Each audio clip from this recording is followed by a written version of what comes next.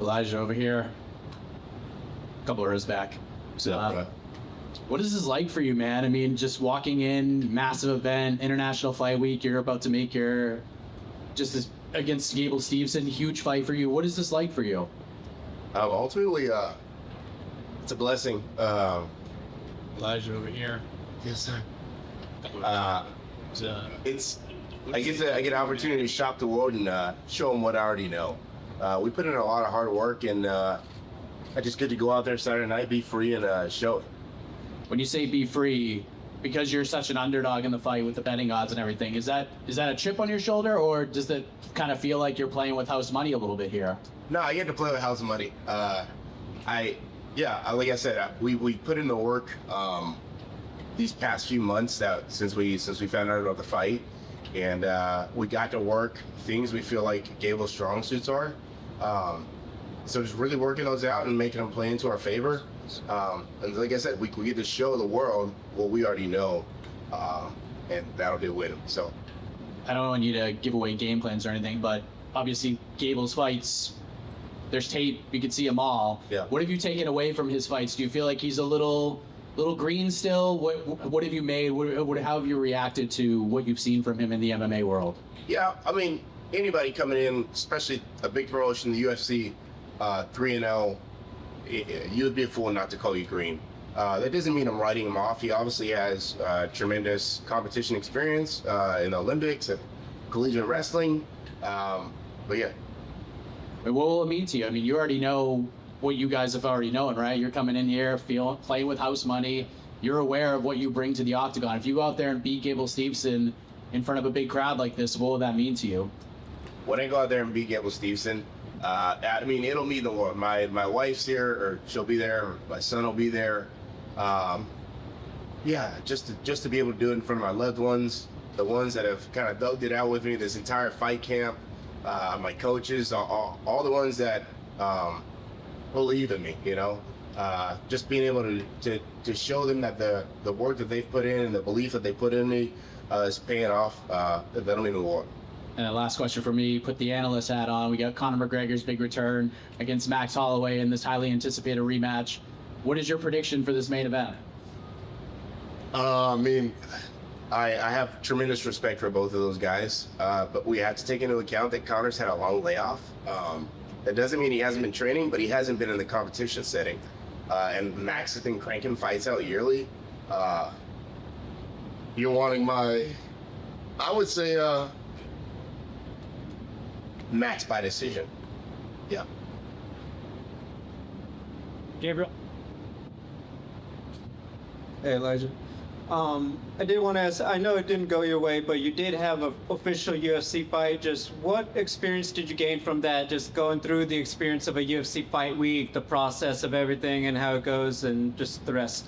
Yeah, I think, obviously the last one didn't go my way. And the biggest thing I learned was to just live in the moment. Like even when we were in Australia, I just tried to act like I've been there and done this because my teammate Chase, he obviously fights in the UFC, and I come with him every fight week. But just being able to embrace it, like this is a blessing to be here. Not a lot of people get this opportunity, especially in the UFC. And yeah, it gave me fight week experience. It showed me some things I need to clean up a lot in my fight game, and we've been able to do that. That's why the layoff was so long. So just going out there Saturday night and showing the people what we've worked on and the results, it'll be worth it. This is going to be probably a lot of fans' introduction to you, respectfully. Can you tell us a little bit, how did you get involved in mixed martial arts and were introduced to it? Yeah, I used to be a police officer, and first responders we see a lot. We go through a lot. I was just dealing with a lot from the military. I didn't take care of it mentally, and it bled over into my law enforcement life. I ended up getting put on admin leave, and I was going to shoot myself. And thankfully, I had a buddy of mine call me at literally like the last second, and he and Jesus Christ saved my life. I guess, would you have any advice for anyone else who is in your position, struggling, and just, maybe it's not mixed martial arts, but what finding that outlet can do for just your health and well-being mentally and beyond? Yeah, man, go get help, bro. I feel like I'm talking to the men out there. We deal with a lot, and we don't talk about it. Go get help. Go talk to somebody. Ultimately, like, martial arts has been a good outlet for me, like a therapeutic wise. But therapy, man, don't be afraid to go talk to a therapist, man. Tell them how you feeling, and get whatever you're dealing with off your chest. Finally, on a bit of a lighter note, it's not every night you get to fight on a Conor McGregor card. Who in your circle was most excited to know that you're going to be sharing the night with obviously one of the biggest superstars out there? I don't know if they've expressed it or not. They've tried to keep it low key to keep the pressure off me. But I would say probably both my coaches, Javier and my coach Jeff. They've probably been, shaking on the bridges a little bit, but it's a blessing to be here, man. Over here in the middle.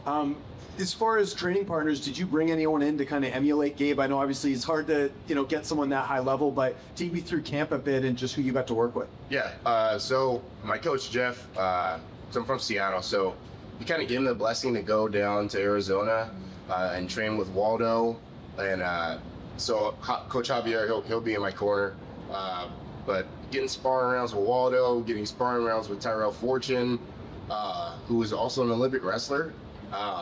You can't get that kind of experience anywhere, and I was able to go down to Arizona and get the kind of best of both worlds, the striking and the wrestling. Do you see yourself going down there in the future just with the high quality training partners you get down there? Oh, absolutely. Just nothing bad about my partners in Washington. I just don't have any heavyweights up there. Yeah. But yeah, everybody's super smart, super respectful. They all gave me positive feedback, things I needed to work on at the time, and they gave me the space and opportunity to work on this. And how much of an impact has Coach Javier had on you? He's a former fighter. He's been through it all. And you look at some of the talent he's produced out of that gym, especially Waldo with the run that he's been on. Just how much of an added benefit has that been sort of going into this, especially as a cornerman? Oh, man, it's been a blessing. Like you said, like just his wealth of knowledge and the fighters that he's put out. We've created a solid game plan between him and my coach Jeff that we'll get to go out there Saturday night and show the world.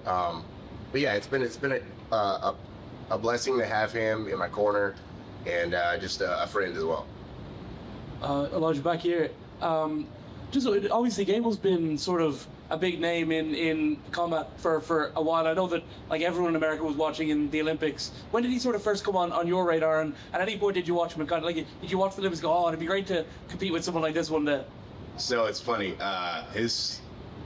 His first, whatever his first MMA fight was obviously posted all over social media, and I just had a gut feeling, man. I was like, they're gonna make this matchup one day, because obviously, they're trying to get him to the UFC, or they were trying to, and it's literally the night they announced it. I turned to my wife and kid. I was like, yeah, they're gonna make this fight, and I got a call Sunday morning. My coach Jeff was like, hey, you're fighting Gable. I had a great feeling. I told him it was a good fight. It's a good matchup. Maybe not to the outsiders who don't see the work that we're putting in, but to me and my team, it's a great matchup. Well, speak about those outsiders, and like I guess people presumed because of his pedigree that he was just gonna get signed and immediately be fighting like top 15 guys or guys who were in that vicinity, and then you were getting a lot of like disrespectful talk on social media. Did you see a lot of that? And what's kind of your message to the people who are saying like, who's Gable fighting? All these people who are disrespecting you. I don't care, man. Fans are gonna say what they're gonna say. They'll see Saturday night. I think people forget that the UFC is the best fighters in the world. So we're taking the best in the world and placing up against the best in the world. So writing off any UFC fighter is ridiculous. And speaking of the best in the world, obviously when you get in there on Saturday night, you're facing Gable Steveson, but also right behind him in the corner is going to be John Jones. Looking forward to pitting yourself against Team Jones as well?